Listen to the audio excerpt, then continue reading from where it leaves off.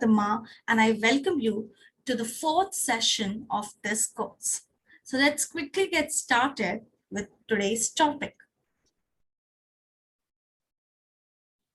So guys, in the last class, we have discussed what are contact forces. जहाँ पे हमने ये पढ़ा कि मस्कुलर फोर्सेस क्या होते हैं. Muscular force is basically a type of contact force. So ये सारी चीजें हमने ऑलरेडी कवर कर ली अपने लास्ट वीडियो में, isn't it? अब इस वीडियो में हम ये पढ़ेंगे कि फ्रिक्शन क्या होता है, व्हाट आर फ्रिक्शनल फोर्सेस. ठीक है, अब इसे समझने के लिए हम इन एग्जाम्पल्स को समझते हैं. Okay, so let's quickly go through these examples. So पहला एग्जाम्पल ये है, a ball rolling along the ground gradually slows down and finally it comes to rest.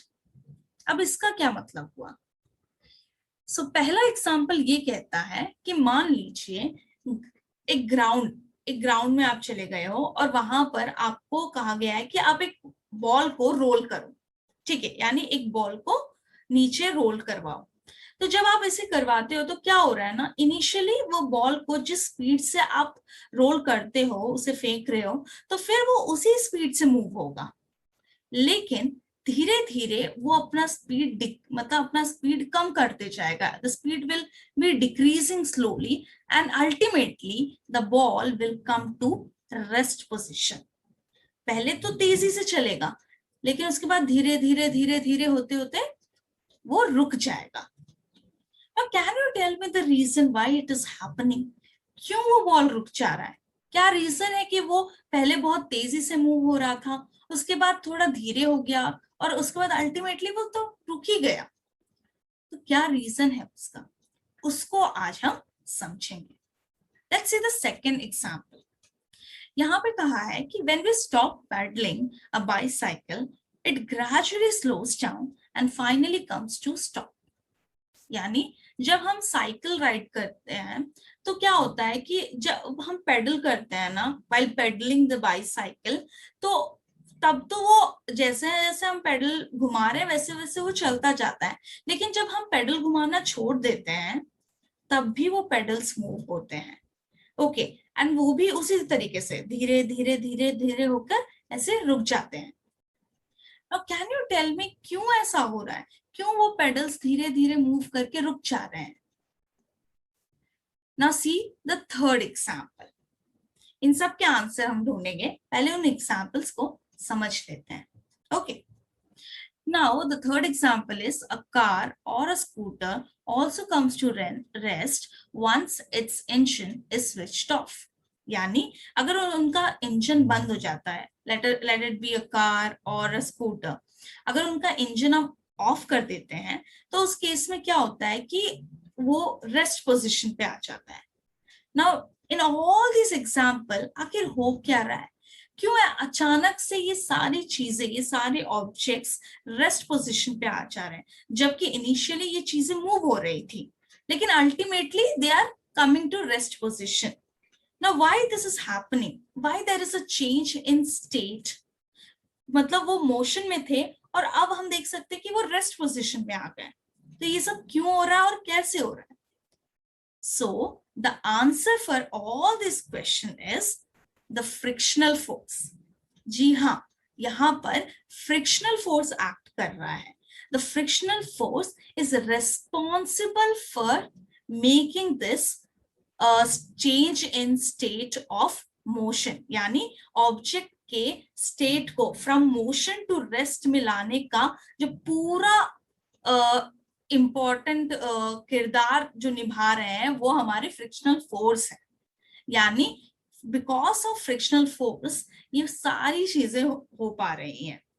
Okay, so frictional force is responsible for all these examples.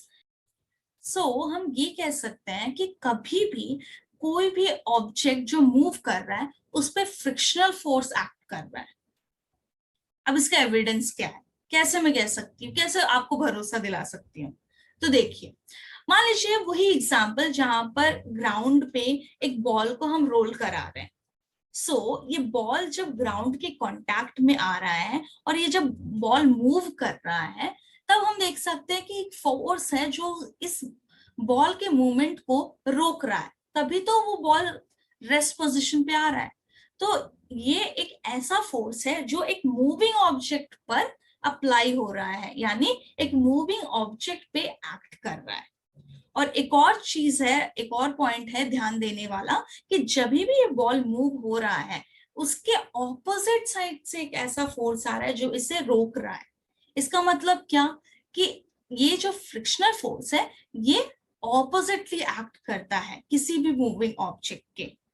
आई बात समझ में, क्यों मैं कह रही हूँ कि ऑपोजिट डायरेक्शन, क्योंकि बॉल तो इस तरीके से मूव हो रहा है, लेकिन वो बॉल स्टॉप कैसे हो रहा है, क्योंकि यहां से उसके उल्टी दिशा से एक फोर्स है जो एक्ट कर रहा है इस बॉल पर, जिसके वजह से वो बॉल रुक जा रहा है।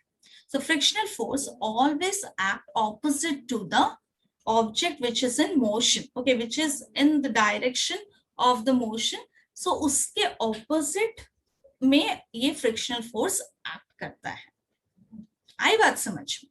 तो ये था फ्रिक्शनल फोर्स के बारे में। ओके, अब इन पूरी चीजों से हमें फाइनली मतलब अल्टीमेट कंक्लूजन क्या मिलता है, कि ये जो फ्रिक्शनल फोर्स है ना, ये तभी अराइज होता है when two object come in contact with each other. पहले एग्जांपल से ही हमको आइडिया लग जाना चाहिए। एक बॉल जब ग्राउंड पे रोल कर रहा है, यानी ground is in contact with that ball, तो यहाँ पे दो ऑब्जेक्ट हो गए। अब ये दो ऑब्जेक्ट एक दूसरे के कांटेक्ट में आ रहे हैं, जिसकी वजह से वो बॉल उस ग्राउंड पे मूव करा रहा है, मतलब मूव हो पा रहा है, और फिर हम देख रहे हैं कि एक फोर्स एक्ट कर रहा है। तो जब दो ऑब्जेक्ट एक दूसरे के कांटेक्ट में आए तभी हमें एक नया फोर्स देखने को मिला, और वो फोर्स क्या है, फ्रिक्शनल फोर्स है। So here also we have seen that frictional force तभी हम देख पा रहे हैं जब दो ऑब्जेक्ट एक दूसरे के कांटेक्ट में आ रहे हैं, and hence we can see that frictional forces are also contact forces. Okay, so I hope कि आपने अच्छे से समझा होगा इस टॉपिक को। अगर आपको कोई भी दिक्कत हो या कोई भी डाउट हो तो please comment in the comment section. Okay, we'll clarify all your doubts. Thank you and have a good day.